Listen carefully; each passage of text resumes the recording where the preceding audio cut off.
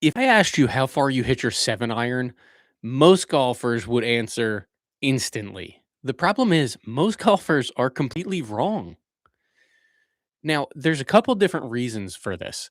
One of them is the range versus on course distance. So there's two pieces to this. On a range, depending on the range you go to, if it's any like around me, they don't use quality golf balls. One of them has a pond in the middle of it, so they use floating range balls. The rest of them all use limited flight, reduced flight, some kind of range ball. What that does is it takes away some of your distance. It takes away some of the spin. It's limiting how far you can go. A lot of golf ranges, they'll be 200 to 230 yards. And most of the balls, you'll see some good golfers, they'll be putting them over all the time into the woods, whatever, but they're buying balls so that they don't have to go into the woods to look for them. They're buying ones that aren't going to go off of their property. Now, that's fine. You can get your swing together and you can figure things out, but it's not going to give you a true distance. Now, when you go to the range, you're also not under pressure. You're just hitting balls. Now, if you're like me, you'll get frustrated. And yeah, of course, obviously, that's pressure, but it's not the real feel, especially if you're just hitting your 7 iron over and over and over and over. If you're hitting different clubs, that's a little bit different. But once you're on a course under pressure, you see the trees, you see the lakes, you see everything. That's when you start to have more issues with your clubs. So on the range, you may hit a ball perfectly, but you could also be hitting behind the ball and you could be coming up fat, but you don't know because you're hitting down on the mat and your club's sliding through. So there's a couple different things with that that you really have to understand. Now, on the range, your aim could be completely off and you might not even notice it. There's a trust breakdown that happens if you hit a 7 iron and your number is 150. That's about what I am.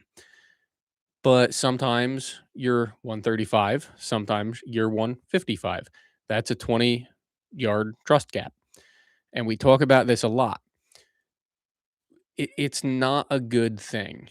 You need to lock things in and actually figure it out because you may say that you're hitting at 150, but you're really not. You're hitting at 150 sometimes. Now, there's other overlaps and gaps that you're going to have with your different clubs.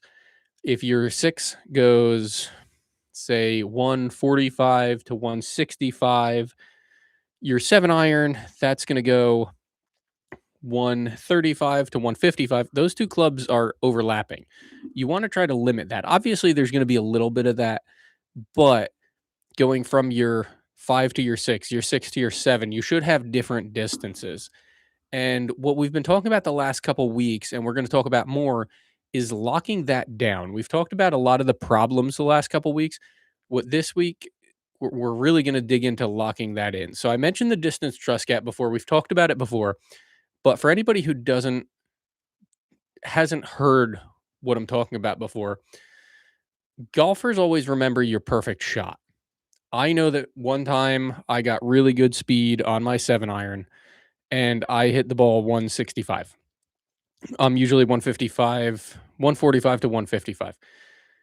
165 is not normal for me. Someday, maybe as I get my distances up, but I used to hit anywhere 135 to 165. That's 30 yards. That's a distance trust gap. You can't trust that club. It's not your stock carry. 165 was not my stock carry. 135 is not my stock carry with a 7 iron.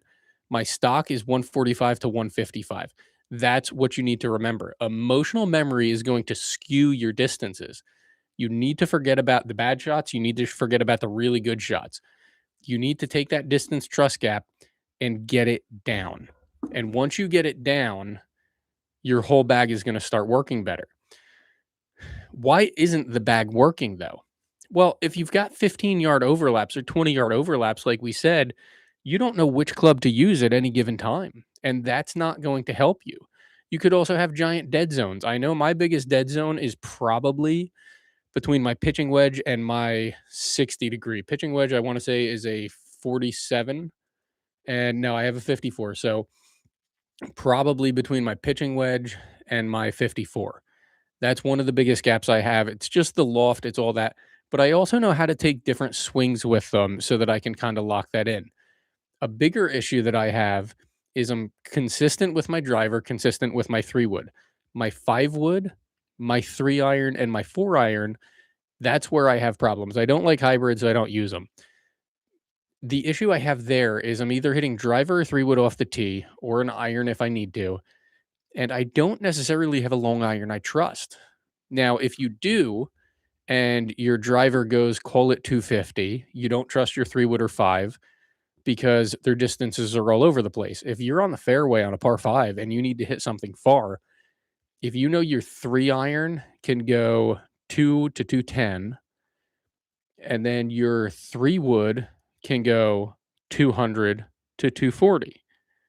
Okay, that's fine. Different clubs, different reasons, but that's a dead zone. That's an area that I don't necessarily trust. You need to dig in and get this figured out. Wedges being inconsistent can kill you. Wedges are where I spend most of my time working and digging in and trying to get better because those are scoring clubs. I know with a wedge on any given day, I carry a pitching wedge, 54, 60, and a 69. The 69 is 69 brand. Love the club. It is USGA conforming. People want to argue about it, but it is actually conforming. With those clubs, I can take different grips on different parts of the grip. 9 o'clock swing, know where it's going. Full swing, obviously, I know I have my whole bag gapped. But if you can lock in that part of the game, you're going to play much better. If you can get close, you're going to play better. Now, an area that I have struggled, hybrids and using them on the fairway, long irons on the fairway. They're an important piece of the game, but that's something that the way my game's gone, I'm pretty confident off the tee. I'm never usually too long. If I need to, I can hit a 3 wood off the fairway. Other than that, I'm almost all the time 5 iron and down. And those are really important pieces of the puzzle. Now, the main part of this week is building a distance profile. What's a distance profile? You've probably heard of club gapping before. I'm calling it a little bit different because it's creating a profile for your clubs. Every single club in the bag has a profile. You have a full bag framework, full bag profile, so that you know where every club is going and you can adjust it based on the weather conditions, all of those different things. The different things that you're going to keep in that profile, your carry versus your total for every club. So my 7, it might land 145 to 155, doesn't have a ton of rollout because it's coming down at a pretty good angle. So I might get another 5 to 10 rolling out. How does it track? With my irons, I track with a draw. With my woods, I track with a fade. Used to have a nasty slice, but now it's a nice fade, probably 10 yards with the driver, maybe 15 on a bad day. You need to build it based off of your stock shot, not the best that you've ever hit, not the longest, not the shortest. Find your average. And this takes practice. I have the Rapsodo MLM2 Pro. You can get it on playbetter.com/golf reboot or go to the link down below, get it right from Rapsodo. The thing is great. I can hit balls all winter long in my garage. If it's bad weather, I'm out there hitting. What this does, it shows you your distances, and you can do this at the range too. You just have to take notes. It helps to remove your ego. We all want to say that we hit the ball 300 yards. Well, here's the deal. Most people don't.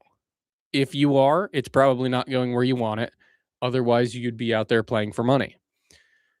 Right now, with the amount of time I've put in, I would say that I generally carry 270, roll out further.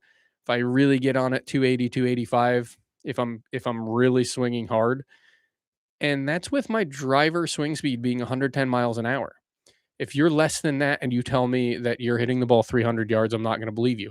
Remove the ego. Actually admit what you can do. It doesn't matter, but it's for yourself. Use your averages that you've calculated to figure out all those distances. Once you have all of the distances, you're going to play better golf because you know, okay, I'm 145 out, I'm 175 out. It doesn't matter where you are. You know what club to hit. You know what club to pick out. And that doesn't mean it's going to be perfect every single time because it's golf. Golf is a game of hitting a bad shot and recovering from it. So get it out of your head. know what club to go with, and play from there. That's the distance profile. And we're going to dig into it more in Friday's video so that we can really start building this out. If you have questions, let us know. What club do you trust the least? Where's the biggest gap in your bag? Let us know down in the comments. Let us know in the chat. If you have any questions while we're going, drop them too. We'll try to answer them. And if you want a free practice guide that's going to help you figure this out and get profiles for all your clubs, comment free guide down below. We'll send you the link. You can get our free practice guide. It's what I use. It really helps. Now, the power leak connection. So we talked about this last week. What's a power leak? It's something that's happening during your swing, before your swing, that's losing distance for you. Check out the last video we did. It talks all about that. But strike quality, that's big. If you're hitting off the toe, off the heel, too high, too low, if you're not getting a good swing in, if you're coming too far out to in to out, whatever it is, it's going to hurt your distance. Speed efficiency, having the quickest swing in the world, that's not necessarily what you need. You need a nice, smooth swing. If you start doing that, you're going to notice that you have better contact and you're getting more distance. What I actually started doing recently, I'll go through my backswing and I'll actually pause at the top before I explode through. And what I've found is my body moves much better. So will I do that forever? Who knows? But it's something that I'm trying to see what I can do with it. You've also got launch conditions. If you're hitting too far behind the ball, too far ahead, you might not get the height and you might not get the rollout that you want. Then swing variability. This comes down to mechanics.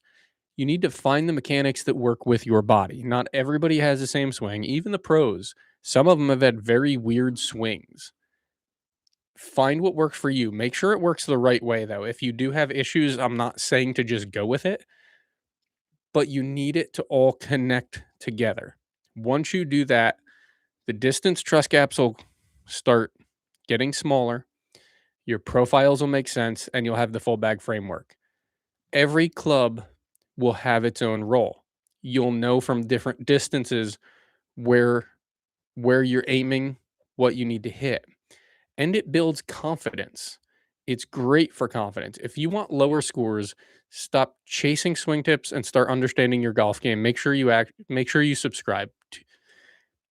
In our Friday video, it's going to go live at 6 a.m. this Friday. I'm going to walk you through how to build your distance profile so that you finally know exactly how far you hit every club and you can trust it out on the course.